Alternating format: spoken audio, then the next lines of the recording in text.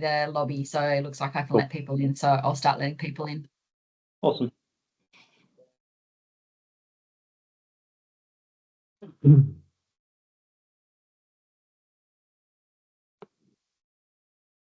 Okay, morning everyone. Welcome to the CPFA presentation today.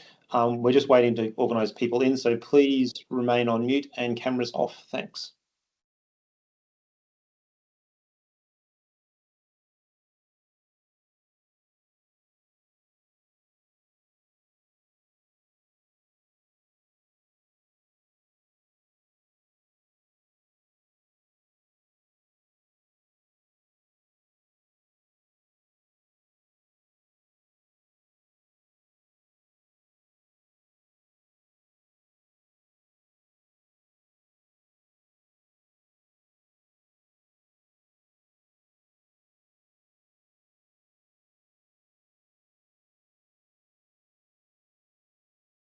Okay, good morning everybody. We're just waiting a few minutes to let everyone in through the lobby.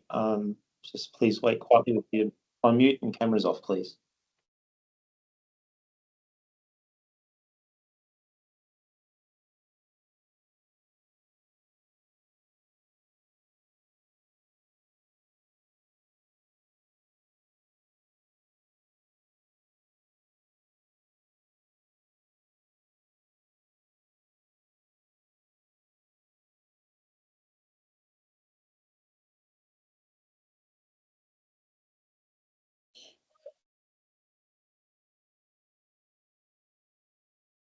Okay.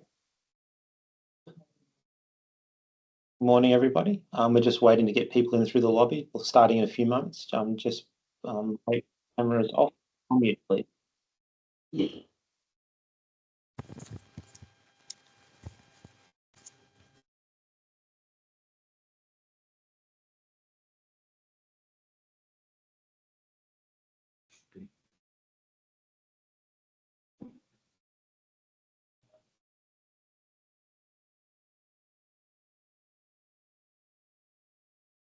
Okay.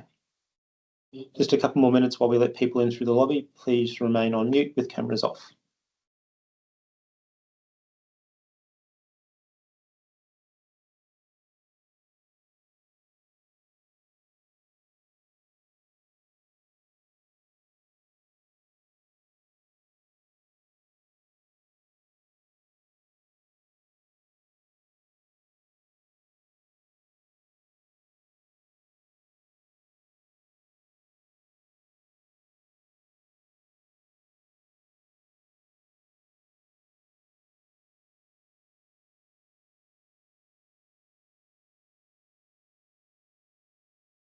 Okay.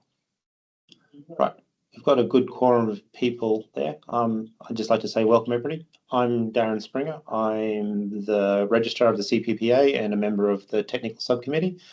And I'm going to be hosting the technical presentation this morning, where we're going to look at Barrick's journey with a tailings facility in Canada. So if you can keep on mute and cameras off. So the presentation today, I've got a bit of a blurb to start with, and then we'll introduce the speaker, Alison, and let Alison present for about 40 odd minutes, and then we'll have some questions at the end.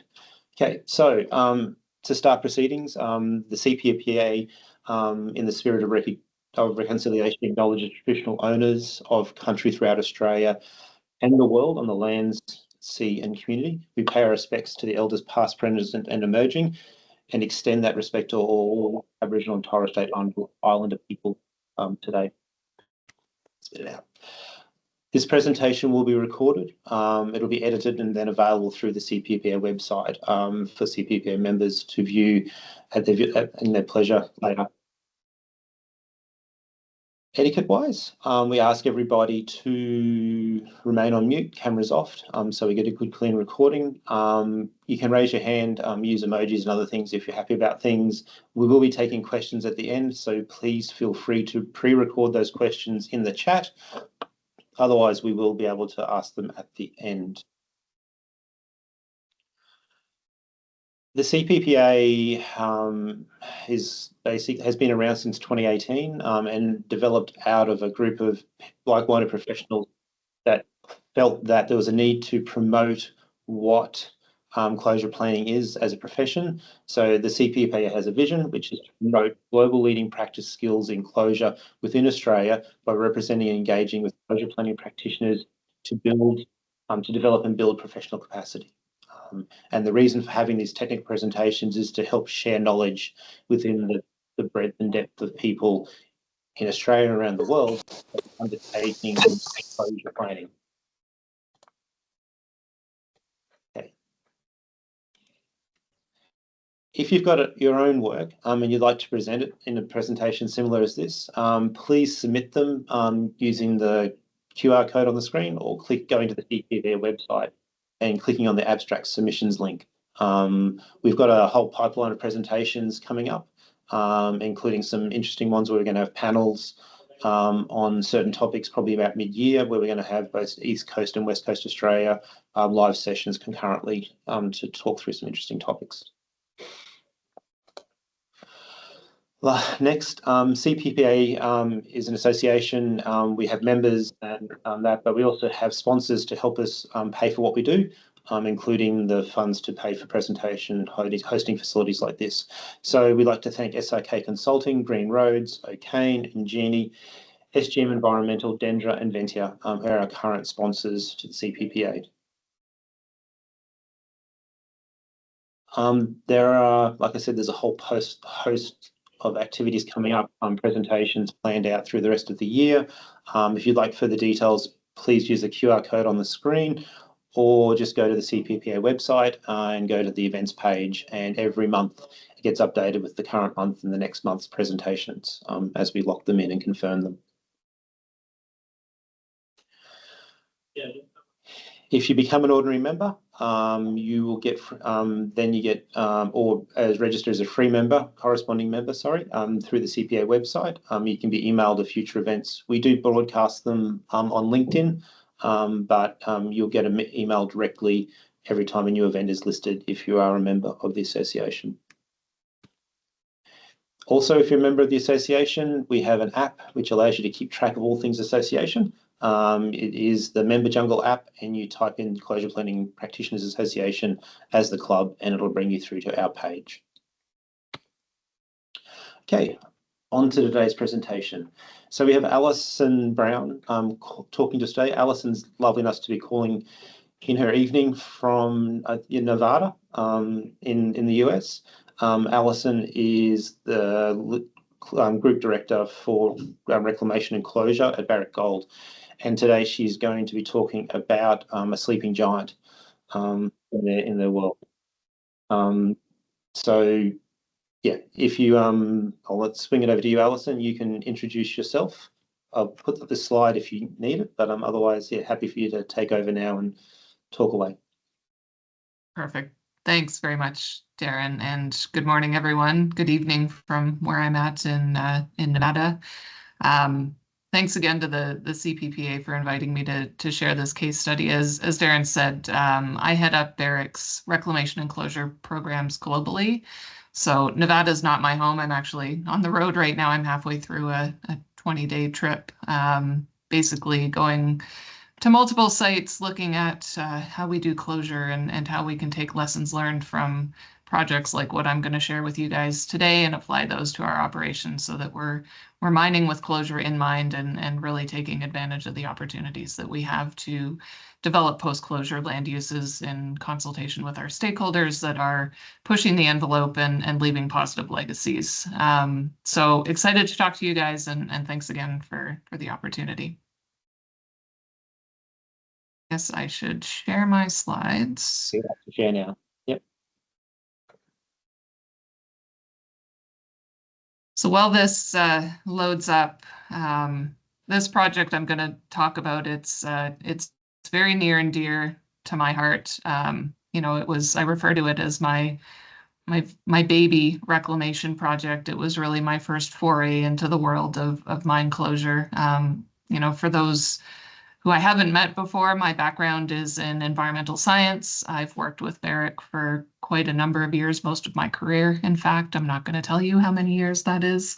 But most of my work's been on the operational environmental management side of things. And so getting into reclamation and closure was a bit of a happy accident for me. And like I said, this project was really the introduction that got me absolutely hooked.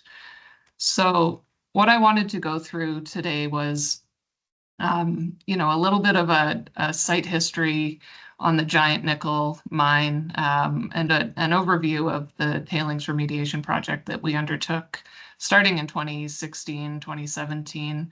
But really, I'd like to focus the discussion around, some of the novel things that we built into the work and into the project design based on feedback we got from our stakeholders, and also, some of the challenges that we faced in trying to accommodate all of the different stakeholder expectations. And I have a lot of pictures in this presentation. I'm a very visual person, so I think for this site, since I can't bring you guys out there, the pictures really do say a lot more than any of the words that I'm going to speak. Now, just to set the scene a little bit, I think it's really appropriate that this project has been described as a sleeping giant, and I didn't coin that phrase. I can't take credit for it. It was actually a media outlet in Canada, where I'm based, that came up with a catchy headline for an article that they did on the project. But for me, I think it's really appropriate, and it very much describes the Giant Nickel Tailings Remediation Project. And typically when we think about a sleeping giant, we think about something or someone whose power or strength really isn't understood. And if they're provoked, that power or that strength is really going to show up in unexpected ways. And for me, this is an interesting description because I grew up on the north shore of Lake Superior, which is in Ontario, Canada. And in our neck of the woods, the photo shown on the left here is actually of the sleeping giant that we're all very familiar with in and around the Thunder Bay area. This is a prominent rock feature that has very deep significance in Anishinaabe culture. And Ojibwe legend identifies that giant as Nanabiju, who's the spirit of the deep sea water, so basically Lake Superior. And Nanabiju turned to stone when the location of a rich silver mine, which we now know as Silver Islet, which is the picture on the right-hand side, was revealed to the white man.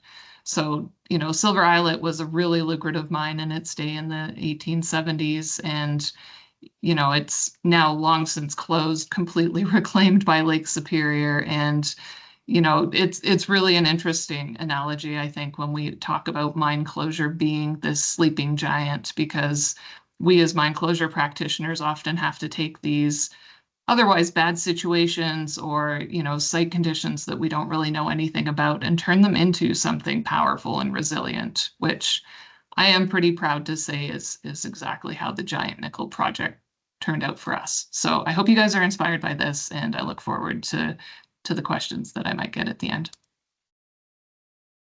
So before I get into the fun stuff, just a bit about Barrick. I think it is important to kind of set the scene as far as who Barrick is, where we operate, how we approach mine closure as an organization. Many of you may be familiar with Barrick from its former operations in Australia. I myself spent 7 years working with Barrick in Australia, so we had a lot of good mines and a lot of good people in that part of the world before our business changed. But today, we're still a Canadian-based gold and copper miner. We have operations globally.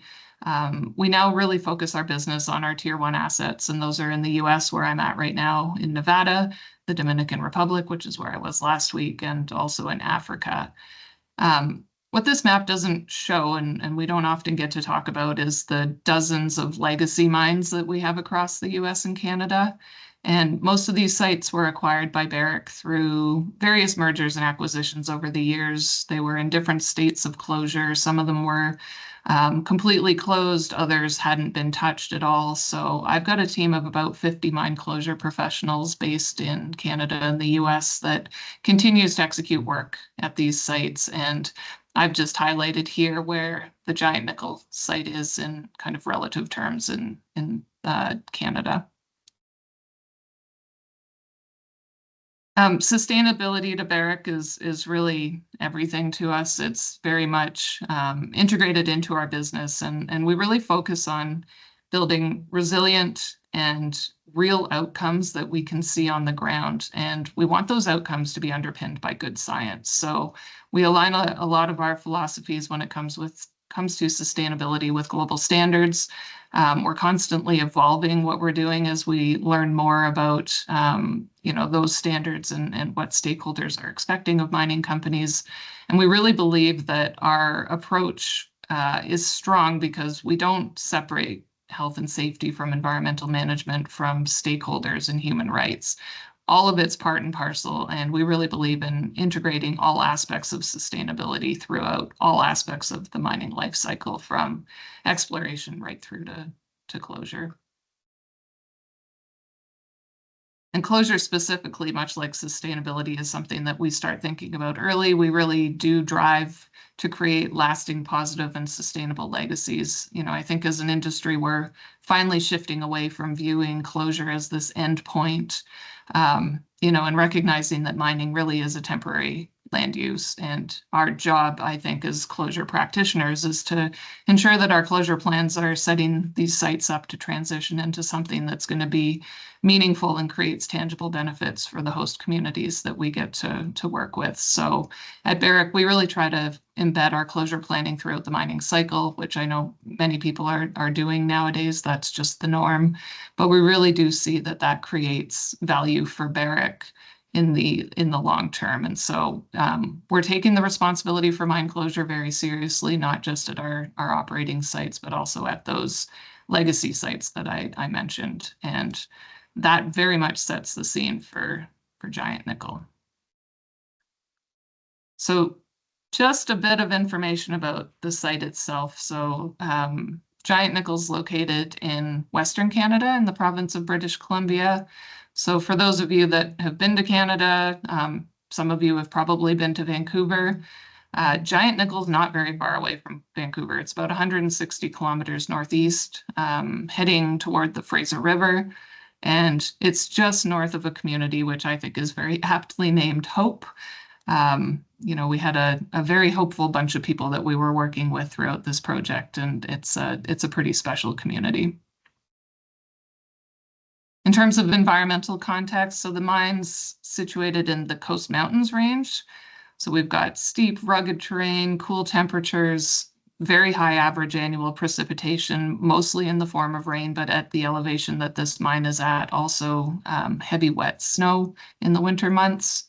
The vegetation is largely coniferous trees. There's second and old growth forests in the area that are largely Douglas fir, western hemlock, western cedar, big, dramatic, beautiful forests. The properties on and I'll talk a little bit about the mine itself, but underlying geology is an ultramafic complex with granite intrusions. We've also got bedrock specifically underneath this tailings storage facility, which you can see on the photo on the right. That was a chlorite mica schist, which definitely made our jobs difficult as we started executing this project. And then overlaying on top of that schist is a lot of glacial till. So through the area, we've got surface and groundwater flows all heading down this steep mountain slope toward the Fraser River, which is an ecologically and culturally significant feature. It's a very impressive river that flows all the way to Vancouver and discharges into the ocean. And we've got a couple of small tributaries that run parallel down this incised valley to the south of the tailings storage facility called Stalkowitz Creek. And then just off the screen, another parallel tributary called Emery Creek. With the large rainfall and the huge amounts of sand filtration that we have in this area, the water quality is really quite good, in spite of the fact that the area is naturally and heavily mineralized.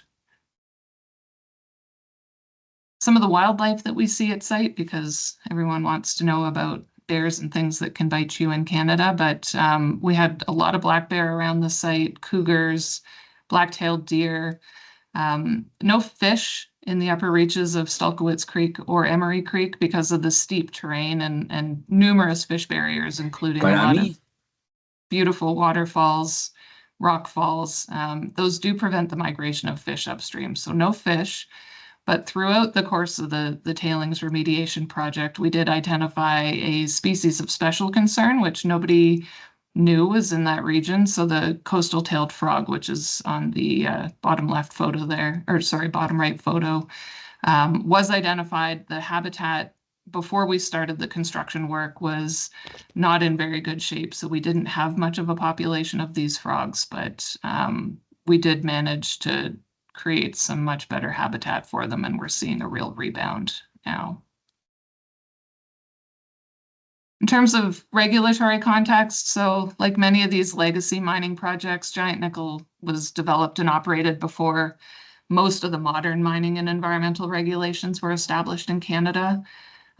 Today, mines, exploration, and reclamation are all governed by the Provincial Mines Act, which was first started in 1996. So the first Mines Act permit for giant nickel wasn't issued until 2001. And by that point, a lot of the reclamation had already been undertaken. And until 2019, we didn't have any authorizations under the Environmental Management Act in British Columbia, which authorizes discharges to water and air. And you'll see why that was important to get sorted out.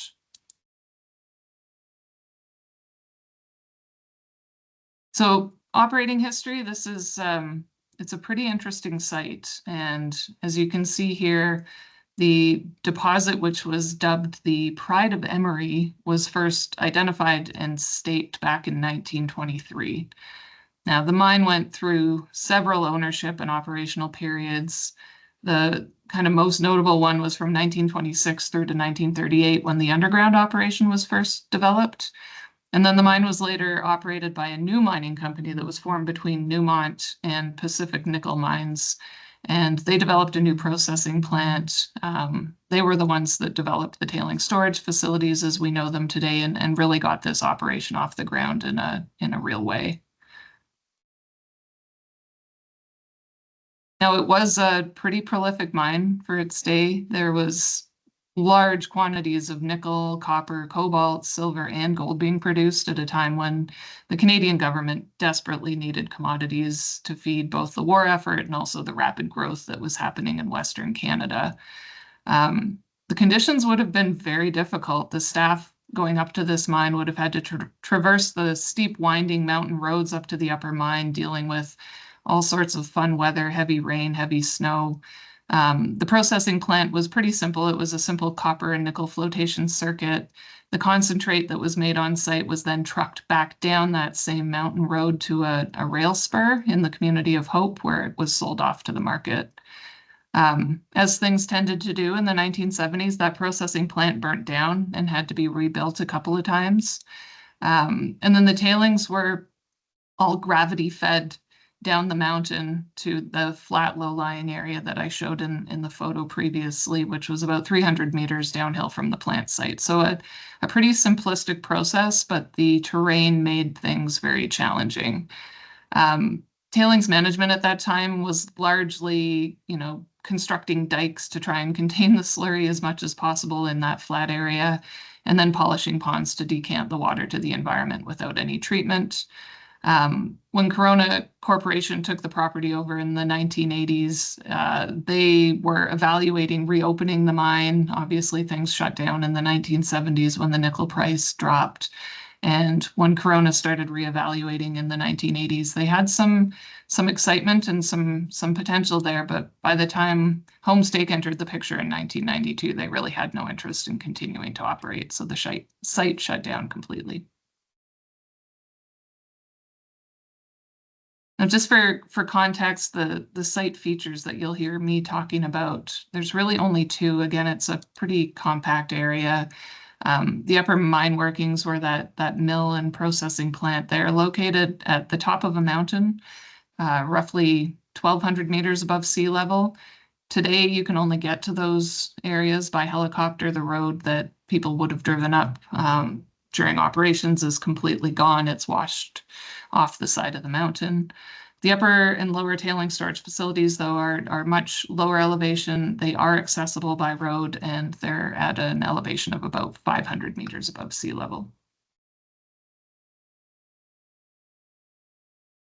So shortly after Homestake acquired Corona Corporation, and Homestake being a pretty major California-based gold miner in its day, they went ahead and they did a lot of the early reclamation work at Giant Nickel, and they did such a good job of it at the time that they actually got approval from the BC government for the closure plan within, a couple of years of them doing the work. Now, the plan was largely focused on physical reclamation. It obviously didn't cover all of the things that we've needed to build into the closure plan subsequently. Securing the underground workings, planting trees on the plant site and the tailings facility, and permanently closing access roads to restrict access. And again, like I said, they successfully achieved the goals of that closure plan. And I've got a couple of pictures here to just show some of the before and after that Homestake was able to do. So this is the upper plant site, and obviously on the left you can see that there was quite a mess left behind, and Homestake came in and dismantled a lot of the buildings and did the physical regrading, some topsoil placement and revegetation, so it looked much better. Now the tailings facility, which you're going to learn a lot about in this presentation, was much the same. It was completely uncovered, high iron containing, as you can see from the photo, uncovered tailings that were dusty and also collecting water. And Homestake's efforts were really placing a topsoil cover over top both facilities and revegetating those. But you can see that there was still a real water management challenge in the photo on the right. Now enter Barrick. So we came into the picture in 2001 when Barrick purchased Homestake. And with that acquisition, Barrick took on a number of legacy sites across both Canada and the US. And, again, we can't understate the efforts that Homestake put into closing out this site. They did such a good job that they actually were given permission by the BC government to abandon the tailings storage facility without further geotechnical work or maintenance. And the letter on the right-hand side here, which you won't be able to read, it's dated January 15th, 1996, and it's basically the BC government telling Homestake to relinquish this tailings storage facility. Now, unfortunately for Barrick, Homestake decided for some reason, we don't know why, not to proceed with that relinquishment. They instead lodged a $27,000 cash reclamation bond with the BC government and continued to monitor the site infrequently, but they really didn't have any ongoing management or maintenance or any compliance requirements of the site. So it goes without saying that had Homestake pursued that relinquishment, we probably wouldn't be here having the discussion. But such is life, and I think in the end, the closure that we did at Giant Nickel is far and away better than anybody would have anticipated in 1996 when they considered relinquishing this facility. So after Barrick took over Homestake, given that we had this new portfolio of legacy mines, we really started looking at conformance with our own internal environmental closure and tailings management standards. And also in parallel, we're looking at opportunities to try and monetize some of these legacy sites. And Giant Nickel was no different. So we had a group of people looking at kind of creative alternate land uses for the site post-closure, and after considering several different alternatives, there was a decision made by Barrick in 2011 to proceed with designing a ski hill and resort, which they called the Giant Nickel All-Season Resort, and basically turn this site into an economic driver for the community of Hope and a tourist attraction for people visiting who wanted to go downhill skiing. Now, unfortunately, in 2014, the Mount Poly tailings dam failure really heightened the attention that was being put on tailings storage facilities in the province. And in this concept for the all-season resort, Barrick was considering turning the tailings facility into a parking lot. And with the Mount Poly failure, we, like all other tailings dam owners in the province, were ordered to investigate and provide confirmation to the BC government that the facility was safe and stable. Unfortunately, and again, not uncommon because of the age of the facility, there were no design or construction records for the upper or the lower TSF. We did have some design documents from Golder, who engineered the lower TSF embankment, which was constructed in the latter part of the operations in the early 1970s. But it quickly became clear to us that the water management challenges, the issues with public safety, and also some of the environmental issues associated with the site, not only were they unacceptable to the BC government, but they were not aligned with Barrick's own internal requirements. So this is fast forward to 2016, when we first started conceptualizing what this improvement project was going to be. And as you can see from the image, the upper TSF, and it's a little hard, so I'm just going to try and point it out. These markings on the upper TSF, so this is basically the upper facility and this is the lower. The local dirt biking community had taken ownership of the facility in their own way, and they'd turned it into a campground, a very popular family destination. So there was all these campsites set up. They hosted a lot of big events. They did races on the facility, and it was a very popular place for families to spend their summers. The lower TSF, again, as you can see, still has quite a large and growing pond of water on it. And it's difficult to tell from these photos, but that pond of water every spring would crest almost to the top of the lower TSF embankment, which was a real concern. So we would have to put emergency measures in place to discharge the water to the environment, again, without authorization. Now, again, just some more pictures, but these are pre-construction, so 2016-ish timeframe. And as you can see, the spillways, the emergency spillways for the tailing storage facility were largely non-existent. They weren't maintained. They were undersized at best. And we also had very visible seepage coming from the upper TSF and discharging to the environment without treatment. The other issue we had was this unfettered access by the public to the tailings facilities. So again, like I mentioned, they've got camping, they've got races going on, and it was a really popular destination for local residents and visitors, and just something that wasn't conducive to a sustainable closure of a facility like this. Which leads me to our stakeholders. And when I first started working on this project in 2016, most of the stakeholder engagement had been completed with the idea of the ski resort in mind. And so, this is a complex site, and there's a lot of overlapping and sometimes conflicting interests. First of all, given the proximity to the Fraser River, which I mentioned has great ecological and cultural significance, we had 25 different First Nations who have traditional territory over this site. And many of them had different ideas of what they wanted to see happen with the closure work. The three primary communities that we were actively working with were the Yale, Chihuahua, and Union Bar communities. They're the geographically nearest to the site, and also the communities that were the most active in our efforts to engage.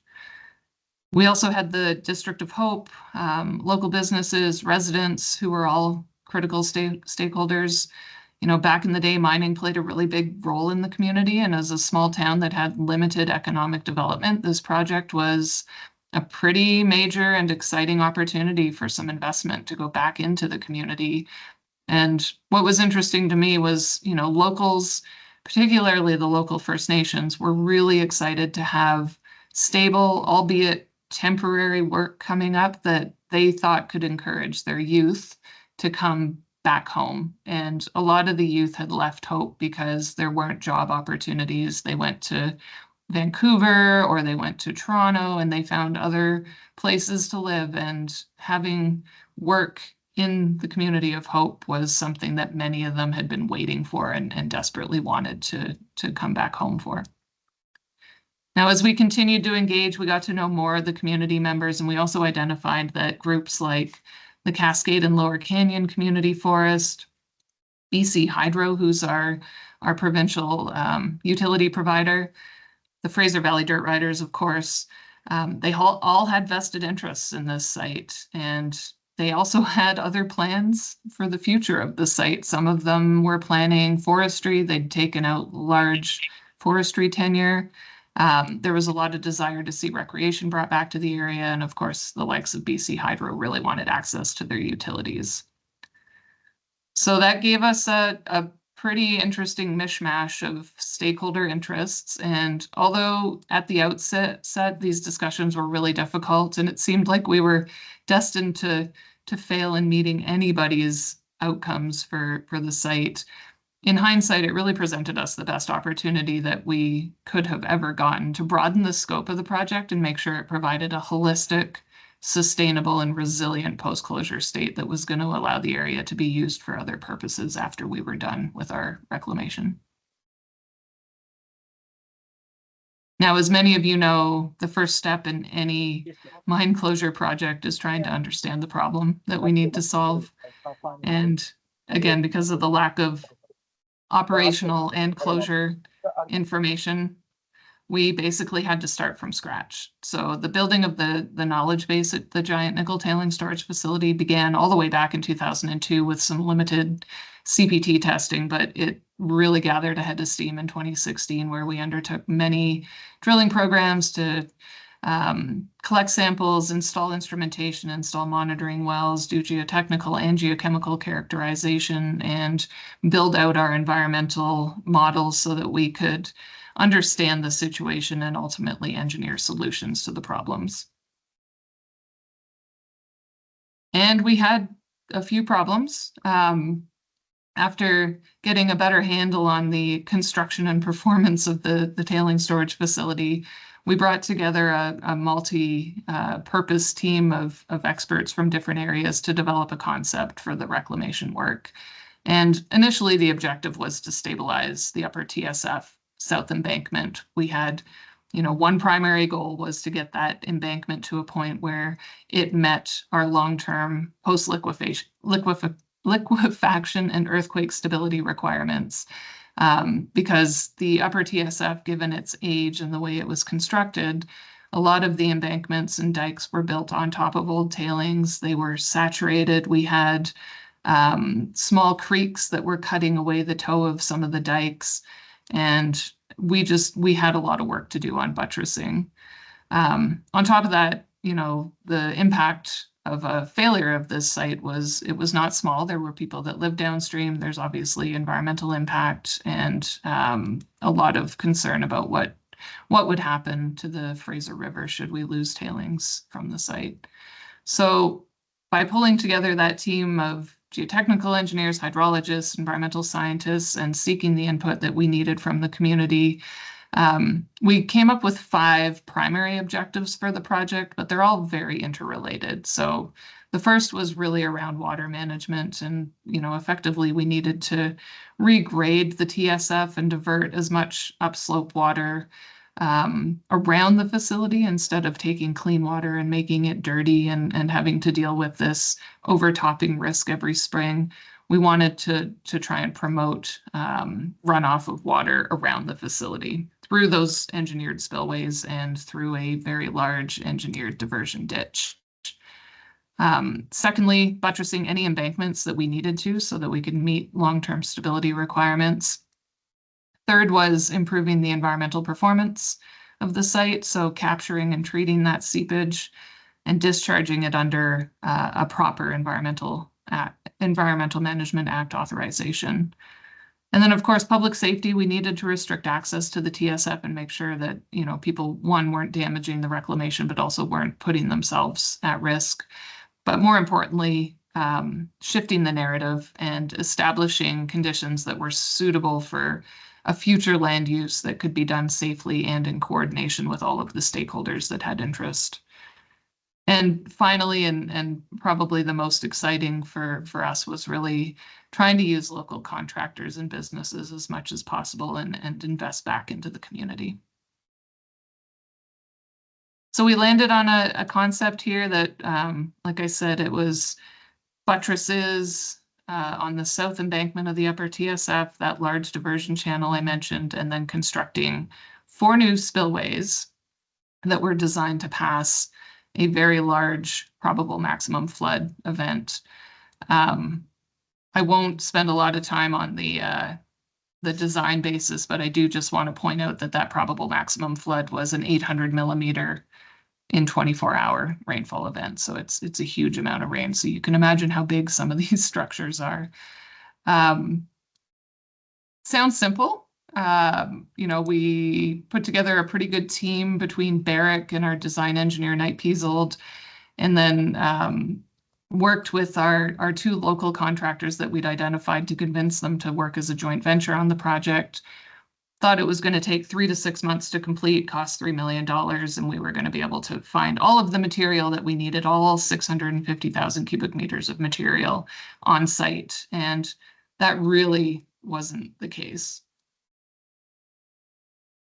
Now, some of the issues we ran into is, you know, we just didn't have a good handle on the site conditions. So we had a lot of changes that needed to be made during engineering and construction, and huge shout out to Knight Piesold. They were very, very accommodating as we had to adapt our design.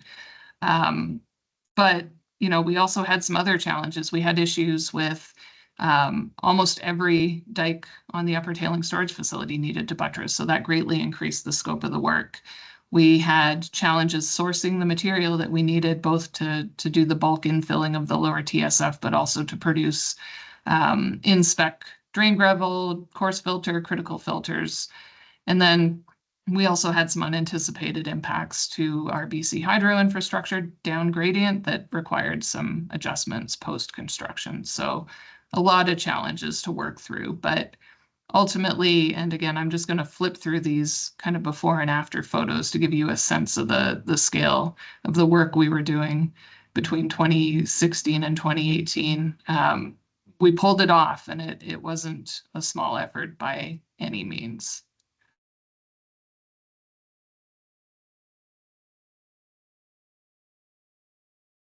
The photos, I think, it looks a lot different now. It's a lot greener, but these are really great photos to give you an idea of what the site looks like now. Okay, I know I'm running a little low on time, but I do want to make sure we get to talk about some of the challenges and then also the successes, because like every good project, this one certainly had some challenges, starting from that lack of a knowledge base, the changing regulatory requirements throughout the project. Our contractor was very inexperienced. We had to do a lot of interventions to kind of coach them on how to work on a mine site in a safe way, how to operate their equipment. And of course, they were working in very tight areas with very challenging conditions, fighting against a deficit of borrow material, fighting against that material manufacturing we were trying to do on site. I was dealing with budget and resource and timing limitations. And then, of course, we had the conflicting stakeholder expectations, which was something that, you know, came to a head in the middle of the project when the community realized that Barrick wasn't actually going to go ahead and build a ski resort. They were instead focused on tailings remediation work. But with all of those challenges, like I said, we did complete the project safely, on time, on budget, in spite of the huge scope changes. And again, you know, this is in large part due to the partnership that we established between Barrick, Knight Piesold, JDS Energy and Mining, and the approach that the team took to adapting as needed. So the end result for us, and we're pretty proud of these results, is we are now in full compliance with all of Barrick's internal requirements. We're in full compliance with all of the regulatory requirements. We received the 2018 Jake McDonald Reclamation Award in British Columbia. We also had the site go through its first major rainfall event in 2021, where we had an extreme rain on snow event that caused significant damage in the area around Hope, and our structures held up perfectly. And Giant Nickel was also the first tailing storage facility within Barrick to be put into safe closure under the global industry standard for tailings management. So looking forward, we're not done yet. The major works on the tailings facility are complete, and all of our monitoring is indicating that the site is performing very well. As I mentioned earlier, we're now seeing a rebound in some of the wildlife on site. We're seeing a great population established of the coastal tailed frog. But we need to start thinking about what next. And so the focus for 2025 and going forward is getting back together with our local stakeholders and really mapping out what do we do with this site in the long term, and then getting that closure plan updated, getting it approved with our regulators, and starting to move to that future state. We have a lot of exciting opportunities. We've with our local Fraser Valley Dirt Riders group, we set them up with a nice campground just outside of the tailings facility where they can stay and play safely. And they've done such a good job of caretaking the trails and keeping an eye on the tailings facility that they're now considering getting that site recognized as a formal British Columbia recreation site, which would allow them to control it going forward and continue to grow their membership base. We've also recently, like in the last week, been given some good news by the British Columbia government, who are trying to develop a pathway to relinquish well, they won't call it relinquishment, but getting closer to relinquishing tailing storage facilities. And they've got some new language in the Mines Act and code, which will allow us to get a release of our obligations associated with this tailings facility under the BC Mines Act. There's no path to do that. So they've actually come to us and said, hey, Barrick, we think Giant Nickel would be a good candidate for us to pilot this process and start developing a roadmap for other tailings facility owners in the province to close these facilities out and get them released under the Act. So lots of good work, lots of things to be proud of. But I think there's just a few takeaways that I'd like to leave with you guys, because I truly believe that our work as closure practitioners is never done. But there are ways that we can harness these sleeping giants and try to turn them into something positive. So the first one is characterizing. Again, as a scientist, I think it's really important that we understand the problems before we try to engineer the solutions. And sometimes that takes a bit of patience, and it also takes a little bit of open-mindedness, and particularly in our case, engaging with our community members and especially the First Nations to understand their understanding of what the problems are and factor that into our understanding of the issues that we're trying to solve. Look at the risks, but don't forget about the opportunities. I do think that in the mining industry, we tend to get a little hyper-oriented on risks, and sometimes we miss the forest for the trees, quite literally. And again, I think that's where stakeholders can come in and bring a perspective and show us that, hey, if we do things right and we address the risks, we actually can create some pretty unique and novel solutions that could create long-term benefits. Work on that project vision collaboratively. I think getting it right from the beginning really requires all of those stakeholders' input, and we certainly learned that the hard way. We did the typical mining company thing of, we'll go and we'll engineer a solution and then we'll present it to our stakeholders. And of course, we had to go back and forth for almost a year to get that project vision nailed down, and we could have just done it collaboratively from the beginning. Build a great team. I'm very proud of my team. We're all still very passionate about the work that we do. And, we had tears, we had hard hats thrown on the ground. We had some tough words in the field, but at the end of the day, we had a lot of laughs, and we're all super proud of the work that we did. And that's a lot to do with the people, including everybody that operated a piece of equipment on that site. And then being disciplined, but also recognizing the importance of flexibility as you execute these projects, especially on these legacy sites where there's always uncertainties and surprises.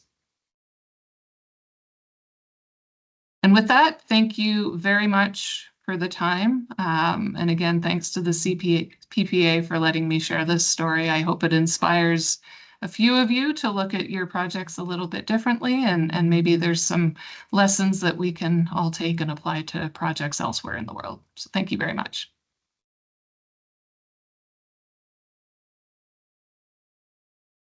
Okay, we've got a few hands up for questions. Let me just try and get this organised. So no questions written, so we'll go back to people. We'll start with you, Kylie. If you've got a question there, your hand's up. Yeah, hi. Thanks, Alison. That was a fantastic presentation, I just want to say, and really interesting from the legacy space. And I think this is one that, in terms of legacy versus, ongoing mining operation around the stakeholder engagement, the bit that I found really interesting in your presentation was really around the approach kind of taken with this, given a number of the unknowns in the stakeholder engagement space. So it's just really interesting to dig a little bit further in that stakeholder engagement space coming into this, because from what you've said, you've come into it as a project. How do we fix up this legacy issue as the first piece, rather than that, hey, this is our end land use closure vision, which is what most of the guidance kind of pushes you towards around how to sustainably close mining assets, whether in that legacy space or not. How did you, or how did the team sort of approach those stakeholder engagements with that very different, vision? So not being really able to say, look, this is what it might look like at closure, or did you actually have a number of outcomes that you sort of, put forward as a vision to the end part of the project to kind of give your stakeholders that, and I, hate to use the word closure, but to kind of get to that space? Because I find when I'm talking to stakeholders, not really being able to, I guess, demonstrate what those end outcomes might be in at least some options, it's really difficult to get that engagement. So I was just wondering how Barrick went about that. Yeah, it's a fantastic question, and I wish I had a good answer, because I think we really fumbled through this one, to be honest. We went in with, hey, we're not doing a ski hill anymore, but hey, instead we're going to focus on this physical reclamation. And that pretty quickly got us off on a bad track with some of the communities that we, to be honest, we hadn't done our diligence to understand who was even in that area and what their goals might be.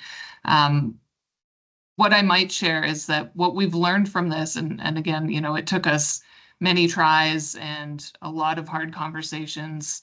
And now I like to think we're in a much better space, but what we've been doing is sharing this example with stakeholders on other projects that we're looking at doing here in British Columbia to show them exactly as you described, Kylie. Sometimes it's hard if you don't have something to show people that's tangible, and unfortunately we do not in the province of British Columbia have a lot of good examples of what a closed tailings facility can look like, a successfully closed tailings facility. So what we do now, and what we're trying to do with our stakeholder engagement on another project nearby to this one, is really go in with, a blank slate and say, okay, we've got this tailings facility. This is the condition of it today. What would you guys like to see? Given, say, we didn't have any constraints as far as technology, money, time, what would you love to see in this area? And a lot of times the conversations come back to, well, we want to see the land returned in a way that people can get out on it and utilize the land safely. They can hunt, they can fish, they can hike, they can, whatever it is that is important to them. And then we start working backwards from that vision and say, okay, well, how do we achieve each one of those outcomes? Because I think we do have some shared desires to achieve those end states. But using giant nickel as an example, I was out there 3 weeks ago with a group of stakeholders from our other project, and to see them walk around that site, and you could just see the gears turning as they're going, oh, okay, so this other tailings facility that we're looking at that's not reclaimed 100 kilometers away, this is what it could look like in the future. This is a fantastic example. How do we get to this point, and how do we make the next one even better? So I think the more we can get people out to see these examples in real life, and the more examples we as an industry have to share, it really helps facilitate those discussions and show what's possible. Yeah, yeah, excellent answer. And look, we're all in that same boat around, sometimes fumbling our way through these types of experiences and learning huge amounts from it. So thank you so much for sharing that. I think that kind of probably makes everybody on the call feel a little bit better about their own, process at the moment, whatever they're working on. And it's really, yeah, refreshing to see how different a legacy site can be comparatively to, but how similar at the same time. So thanks so much. I have a follow-up question that's been bouncing around my brain. So the journey in terms of GISTM and safe closure, achieving that and signing off. So what have you learned out of this first pass that you're taking elsewhere in terms of governance, data management, the things that you need to prove, if that makes sense?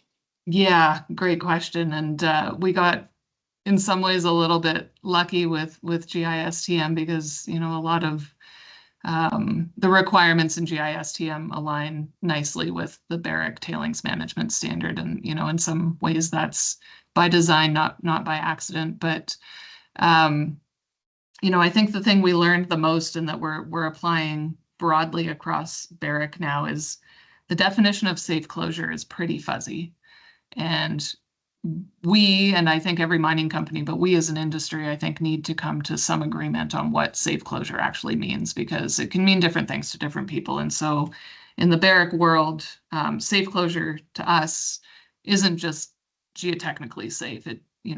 Just because a facility is geotechnically stable doesn't necessarily meet the intent of our definition of safe closure, which is it can't present material risks to human health or the environment. And we need to be able to demonstrate that through a robust process of evaluation, human health and ecological risk assessment, and then continued monitoring and updating of those assessments over the long term. So again, that first pass at GISTM, putting this site into safe closure, we adapted our definition of safe closure to make it more all-encompassing of all of our sustainability aspects. And then we really had to build out a process to get our own executives, our independent tailings review boards, and everybody that works on these sites comfortable that when we say safely closed, we mean safe to people and the environment in the long term. So that's what we're now rolling with across the rest of the company.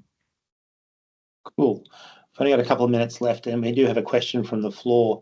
I can ask for Mark. So Mark Morris from Rio Tinto has asked a question around, were you concerned about setting a hydrological precedent with the use of PMF as opposed to other benchmark numbers, and how did you come to that position?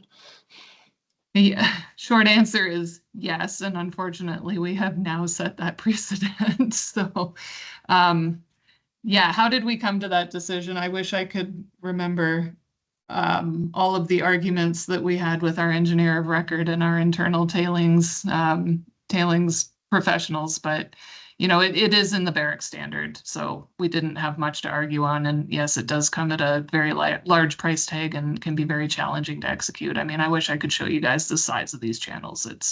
And the size of the riprap that we had to make for these channels. It's just obscene. Would you, I suppose it's in the Barrick standard, so therefore if you were moving into a different environment, say into savanna lands in Africa that have monsoonal rainfall systems and stuff, very different style of precipitation, will definitely pose some challenges, I think, in terms of execution and understanding it, a theoretical number in execution of engineering in a way. 100% agree. Yeah. Okay, cool. I'll call for questions. We've got a couple more minutes left, so if there are any other ones, either pop in the chat or unmute yourself and ask away, please.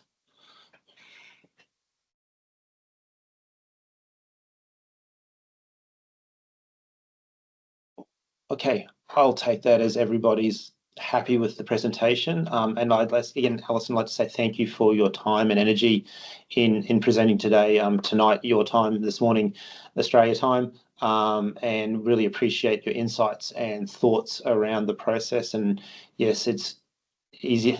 Yes, there's a long journey from 1923 through to 2016.